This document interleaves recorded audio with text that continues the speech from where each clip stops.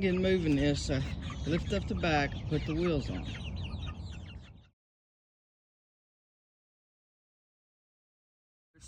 There's a little gap under there, but you pull the thing slow so it won't get their legs in it. Hang on.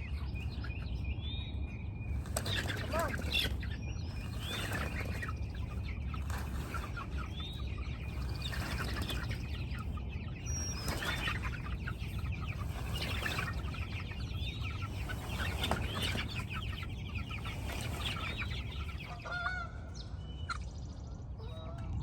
So now they're happy for a little while. I'll check back. We probably look around 5 o'clock and see how much they've missed. And if we have to move it again, we'll move it again.